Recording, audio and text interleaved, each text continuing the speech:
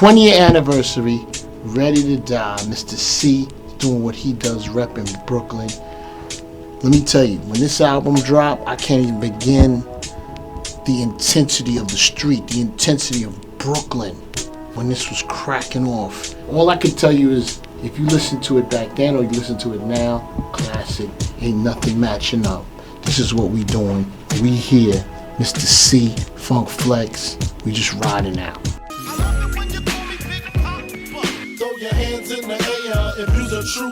Yeah, it's a celebration tonight. Mister Cee, Funk Flex. We are celebrating the 20th anniversary of the release of the classic, iconic album, Ready to Die by the notorious, glorious B.I.G. right here on Hot 97, the station that broke B.I.G. Let's make that clear tonight. It's a pleasure and an honor to have the only other artist that was on Ready to Die besides B.I.G. The one and only Method Man is on the phone. Meth, what's going on, man? What's up, C? How did it go down for, you to be on the song with Big, to do the what song? How did that happen? Well, I ran into Big outside the club. He presented it to me. I was like, yeah, whatever. But in a sense, I was lying because at that point in time, Rich ain't want us doing songs with nobody. Right. To keep all the money in the family. So Tracy Waples, love you, Tracy, Trey Wap, she came by to the crib, scooped the kid up, brought me to the studio on the low. Right. And me and Big sat there and wrote our verses. Nobody did it in their head. It was all written down. Easy Mo was there, Puff was there, Big was there. Right. Myself and Tracy Waples. And, from there it just sparked a genuine friendship because I felt like if you was a friend of Big's, he was a friend of yours forever, long as you ain't cross him, you know what I mean? And probably even then, because his heart was just that big. Mister Cee, Funk Flex, we on the phone with Method Man right now. So 20 years later, the album was released today. How do you feel to be the only other rapper to be a part of this iconic album? How do you feel, man? Man, I mean, what could I say? I mean, when you're doing something, you don't know what level it's going to go to or how people are going to receive it when you're doing it. So I guess I'm jaded in a sense, but it's like being the only person in your crew to get a Grammy, It's special. It's special, but, I don't like to put too much emphasis on it, even though I've stated it in the past, because I feel like what came out of that was way more important than what went into it, and what came out of that was a genuine friendship. Definitely, man. Well, I want to thank you for calling in, man, on this special day, man, the 20th anniversary of the release of Ready to Die. Thank you for calling in, man. I appreciate you. Absolutely. Shout out to the whole Wallace family and Big's kids, Faye, everybody, man. Yeah, Mister Cee, Funk Flex, we here. We didn't even know this guy was going to be here tonight. Just happy to be here.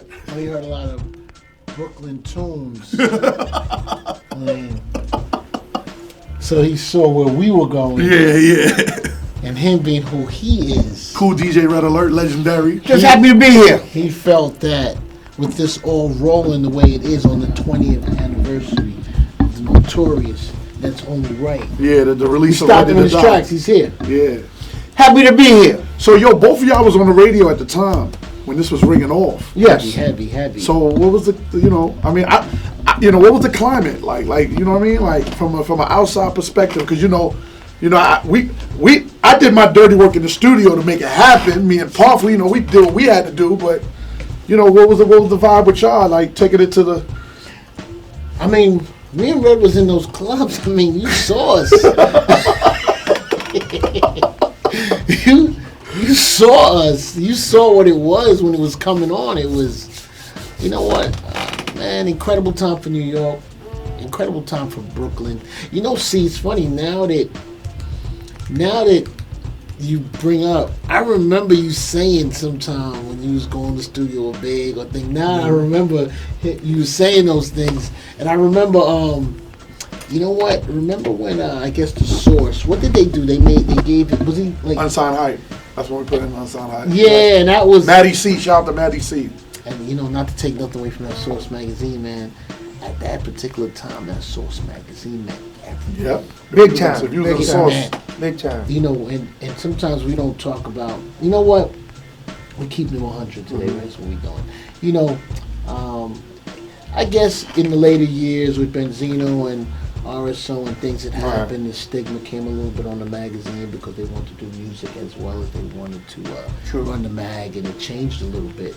But You know, Dave Mays, man. I remember meeting him. I don't know, at a Palladium or the Muse, and I remember his passion. I remember him early. He said to me, "I got this magazine I'm working on," and I remember him saying something, and I don't know if it was Ice Cube or somebody he was gonna have on the cover.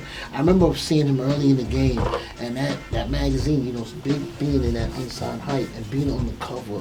You know, meant a lot. Oh, man. But what about Christ. like you being on the radio at that time?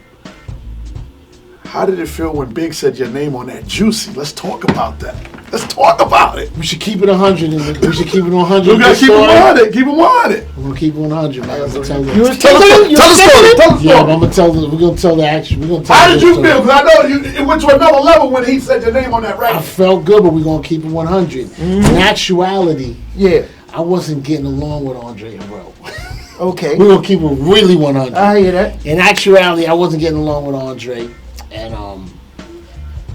if you look on the back of the album, because I wasn't getting along with Uptown, my name ain't on the credits. And it was, you know, Big, because me and Big had a relationship, and Diddy, you know, because in actuality, in him shouting me, you know, it was dope, but it caught me off guard, because I was like, man, I ain't really getting along too much with Uptown Records, but he was at Arist at the time.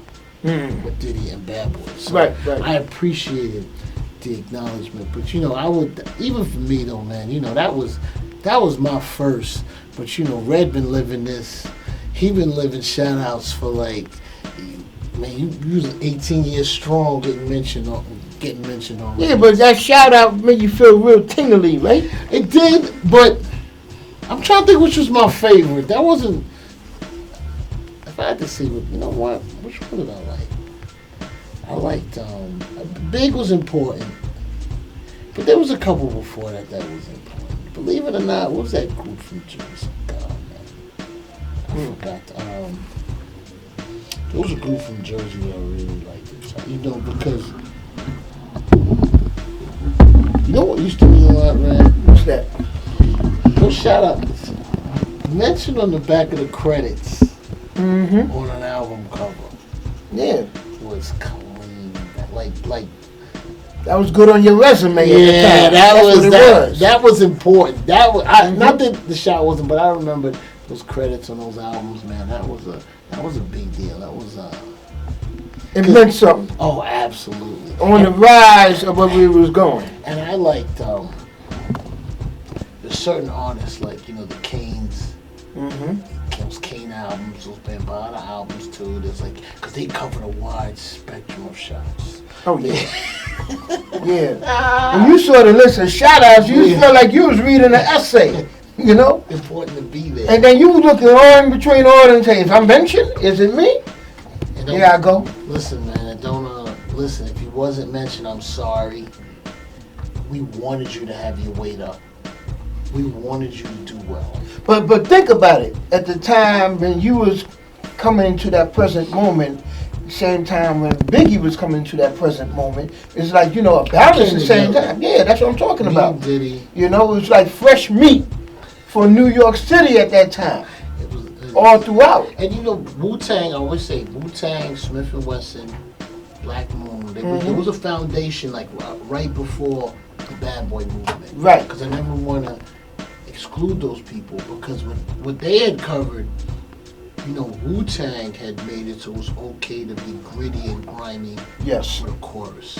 You know, or else the Bad Boy thing wouldn't have been as big. And what Puff understood was, Puff then brought he took the grimy lyrics and put it on music that was very, very friendly, which made it get more radio play and wider exposure.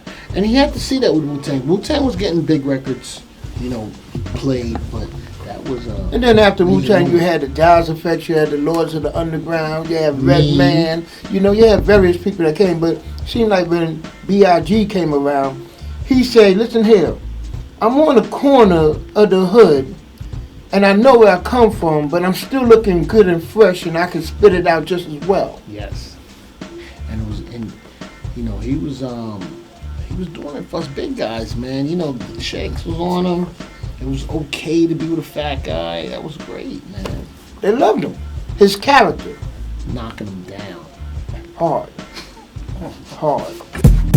Yeah, it's Hot 97, Mister Cee, Funk Flex. We are celebrating the 20th anniversary of the release of the classic, iconic album by the notorious, glorious B.I.G, Ready to Die. And we got the big homie on the phone, Diddy on the phone. Diddy, what's up? I'm chilling. How y'all doing? Diddy, what's going on, baby? Oh, man. I mean, today is definitely a big day. It's a humbling day, you know, to think that 20 years ago we made this classic album.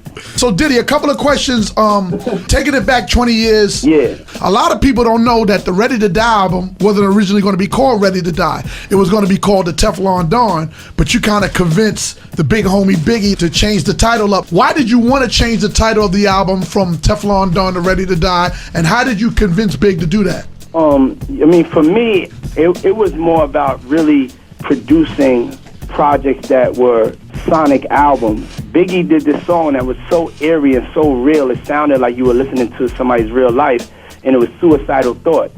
Right. And when I really got into the psyche of what that was and how young black men and women were feeling at that time and still feel today, I mean, I don't have nothing to lose, like I'm ready to die. And that was the whole feeling and sentiment that was going on in the streets in New York and in like Brooklyn especially, you know what I'm saying? Right. It was like the Wild Wild West, and it was like people couldn't understand how these young men and women were just ready to go so hard to survive. Right. And so that's why I wanted to call it Ready to Die. I wanted to treat it like it was a film. We treated it like that. And I wanted the message to be provocative. You know, when we first recorded the album, we started like late 1992, early 1993, because remember, Big was originally signed to Uptown, and you was the A&R at Uptown. That's how me and you hooked up to do the deal. And that album was like a 1.5 year recording process. So, you know, a lot of people don't know that the first half of the album was recorded through Uptown.